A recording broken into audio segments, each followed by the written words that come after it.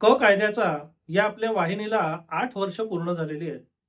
मग गेल्या 8 वर्षात आपण काय काय केलं याचं सिंहावलोकन थोडंसं का होईना थोडासा आढावा घेणं गरजेचं आहे. ह्या सगळ्याची सुरुवात कुठनं झाली? तर सन 2008 मध्ये मला सनद मिळाली आणि मी नियमितपणे स्थानिक कोर्टामध्ये उमेदवारी करायला जायला लागलो. उमेदवारीच्या सुरुवातीला माझ्या लक्षात आलेली सगळ्यात पहिली आणि महत्वाची गोष्ट म्हणजे आपल्याला काहीही कळत नाही आहे. माझ्याकडे LLB ची डिग्री होती, माझ्याकडे सनद होती, पण पुस्तकी ज्ञानापुढे कोर्टामध्ये प्रत्यक्ष दैनंदिन कामकाज कसं चालतं, याचं माझ्याकडे शून्य ज्ञान होतं. मग उमेदवारी करता करता रोज नवीन गोष्टी, छोट्या-छोट्या गोष्टी शिकत गेलो आणि साधारण 8-9 महिन्याच्या कालावधीनंतर उमेदवारी थांबवून मी स्वतःचा व्यवसाय सुरू केला. आणि उमेदवारी करताना किंवा स्वतःचा व्यवसाय सुरू केल्यावर सुद्धा एक गोष्ट ठळकपणे माझ्या नजरेत येत होती, ती म्हणजे आपल्या समाजामध्ये कायदा साक्षरतेची उणीव नुसती नाहीये, तर पूर्णतः अभाव किंवा अनुपस्थिती आहे. माझी आणि इतरांकडची विविध प्रकरणे जेव्हा मी बघायचो, तेव्हा माझ्या हे सहजपणे लक्षात येत होतं, की या सगळ्या प्रकरणांमध्ये अडकलेल्या लोकांना आपण याच्यात का अडकलो आणि यातनं कसं सुटायचं, याचा काहीही गंध नाही आहे. आता कायदा साक्षरता निर्माण का केली जात नाही? किंवा कायदा साक्षरते करता कोणी भरीव काम का करत नाही? या प्रश्नाचं उत्तर अगदी साधं आणि सोपं आहे. कारण कायद्याचं अज्ञान आणि त्या अनुषंगाने लोकांचं दुर्लक्ष म्हणा किंवा लोकांचं अज्ञान म्हणा, याच्यावर बहुतांश लोकांची दुकानदारी चाललेली आहे. आणि जर लोक कायदा साक्षर झाले, जर लोकांना थोडं का होईना कळायला लागलं, तर बहुतांश लोकांची दुकानदारी बंद होईल. म्हणून कायदा साक्षरता क्षेत्रात यापूर्वी कोणी विशेष काही केलेलं नाहीये. आत्ता फार कोणी काही करतंय असं नाहीये आणि इथून पुढे सुद्धा फार प्रभावी काम कोणी करेल अशी किमान मला तरी आशा नाहीये. मग ह्या सगळ्या परिस्थितीकडे बघताना माझ्याकडे 2 पर्याय होते. एक म्हणजे जी माझ्या सभोवतालची परिस्थिती आहे, ती निमूटपणे बघत राहायचं, काहीही करायचं नाही किंवा ह्या परिस्थितीमध्ये बदल घडण्याकरता यथाशक्ती, यथामती जेवढं माझ्या क्षमतेत आहे, जेवढं माझ्या बुद्धीत आहे, तेवढं काहीतरी करायचं, काहीतरी उपक्रम सुरुवात करून लोकांना कायदा साक्षर करायला सुरुवात करायची. यातनं मग मी कायद्याचा हे Facebook पेज सुरू केलं. त्या Facebook पेजवरनं छोट्या-छोट्या कायदेशीर विषयांची साध्या सोप्या भाषेत माहिती द्यायला सुरुवात केली. तिकडनं मला दूरदर्शनवर बोलावणं आलं, मग दूरदर्शनचा कार्यक्रम केला.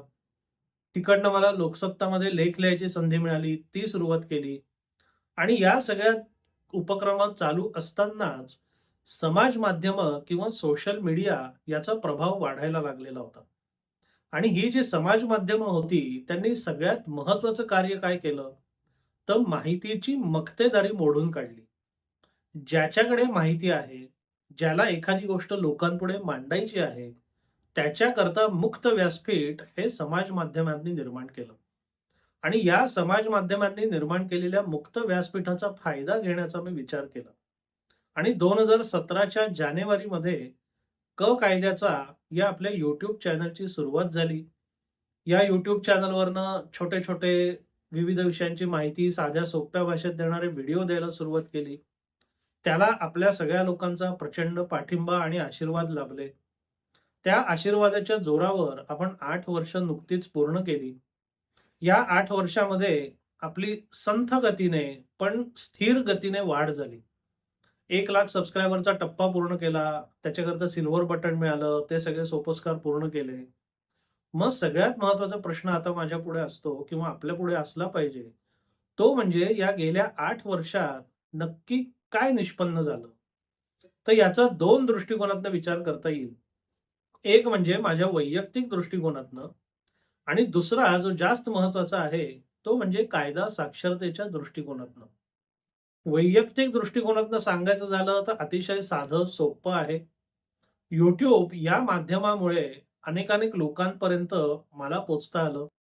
अनेक लोकांना माझ्यापर्यंत पोहोचता आलं आणि त्यातनं मला व्यावसायिक वाढ करायला मदत झालेली आहे. म्हणजे या YouTube व्हिडिओच्या माध्यमातनं मला व्यावसायिक फायदा झालेला आहे, ते नाकारण्याचं किंवा लपवण्याचं काहीही कारण नाही. पण YouTube सुरू करताना जो उद्देश होता, तो मुख्य व्यावसायिक लाभ किंवा व्यवसाय वृद्धी हा नव्हता. तो मुख्य उद्देश होता जो आजही आहे, तो म्हणजे कायदा साक्षरता.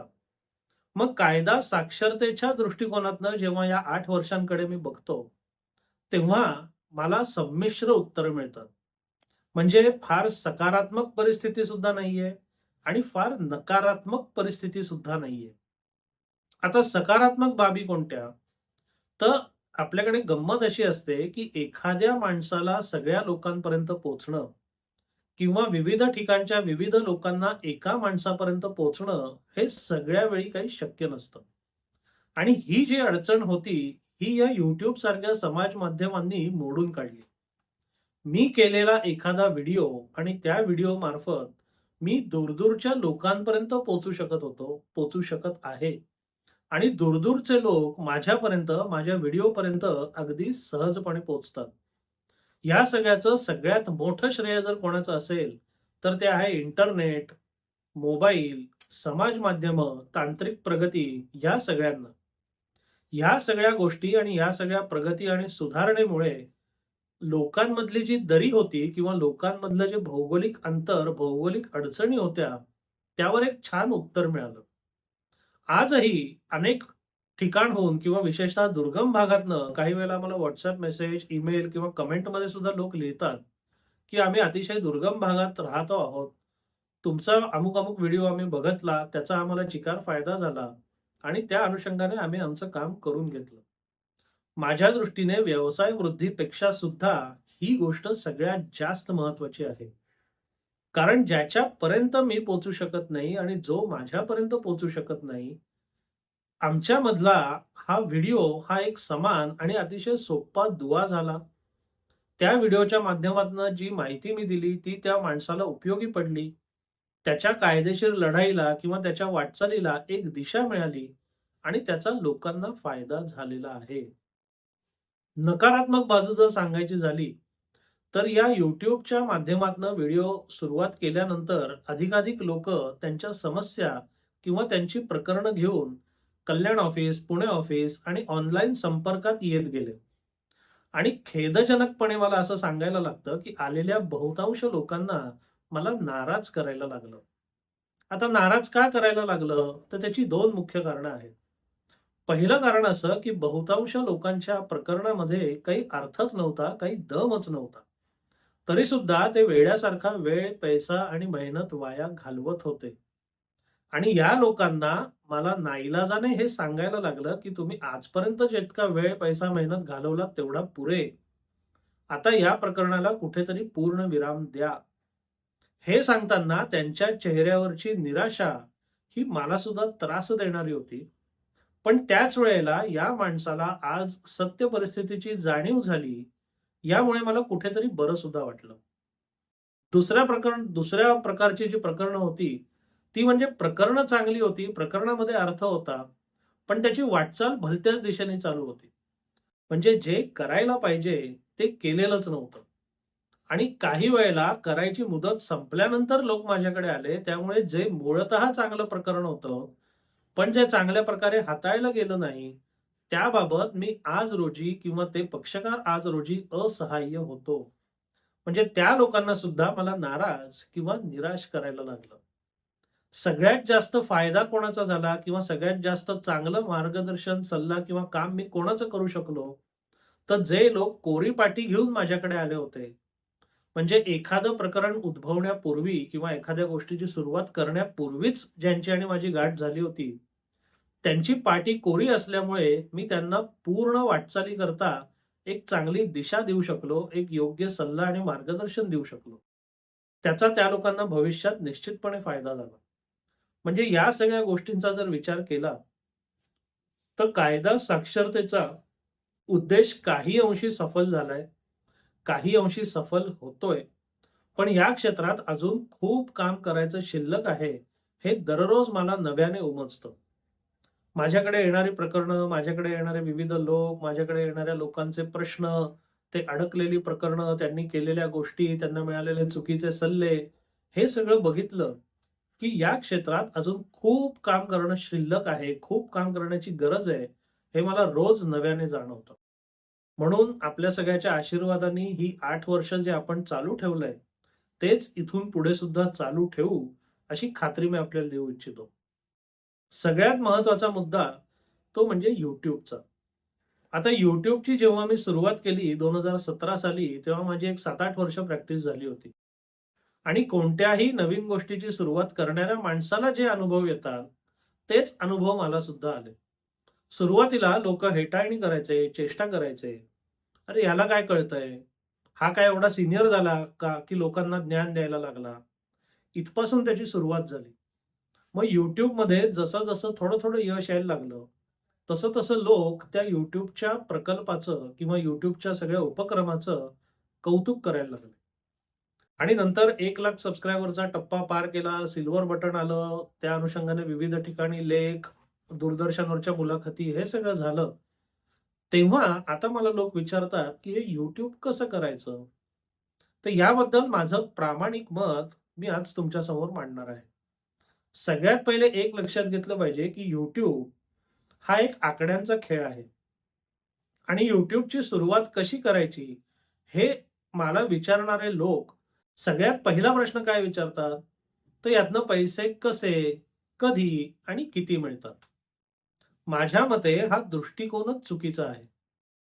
जर YouTube नसेल आणि मला एखादा माहितीपर व्हिडिओ बनवायचा असेल, तर मला तो व्हिडिओ बनवायला, तो व्हिडिओ होस्ट करण्याकरता वेबसाईट काढायला आणि लोकांना त्या वेबसाईटपर्यंत आणण्याकरता फार वेळ, पैसा आणि मेहनत खर्ची घालायला लागेल. आणि या सगळ्या गोष्टी YouTube असल्यामुळे मला फुकट करणं शक्य आहे. याचं पैशात जर आपण मूल्यांकन केलं, तर YouTubeकडनं पैसे मिळोत किंवा न मिळोत, YouTube सारखं माध्यम आपल्या हाताशी असणं हेच मुळात फायदेशीर आहे. पण या दृष्टिकोनातनं बहुतांश लोक त्याच्याकडे बघत नाहीत.